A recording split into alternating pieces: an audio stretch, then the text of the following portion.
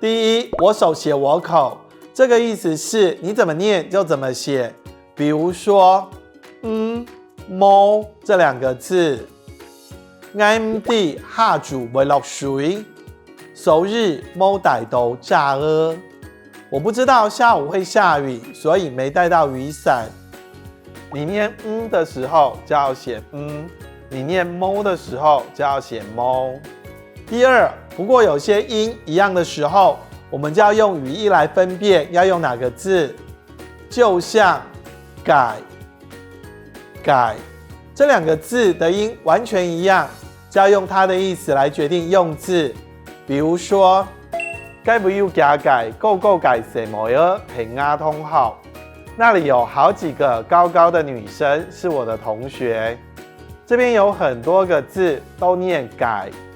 第一种改表示好多个的加改，这时候的改是量词，客语字要写人部的改。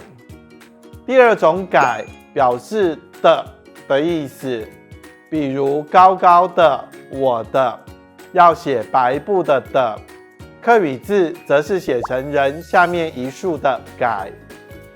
还有一种是发音很像的该不的该，这个该是那的意思，该不就是那里，客语字要写言部的该。华语转客语的时候，要知道客语正确的用字。接下来我们就来看一个中高级书写测验的题型，来练习客语特征词的使用。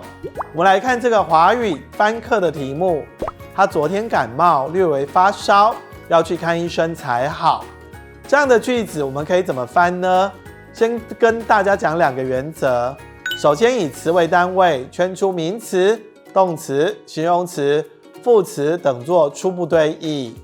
再来，我们对译时要注意，尽量使用客语词汇，不要用华语直译。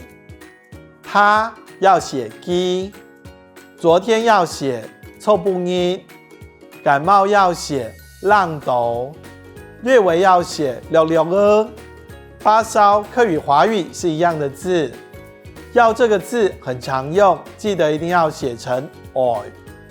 去客语华语也是一样的字，看医生在客语不会直接翻译，而是写成本信上看。最后才好的才要写成长，所以整句话翻成客语就是基臭不妮浪斗，溜溜儿发烧，我去本信上看长好。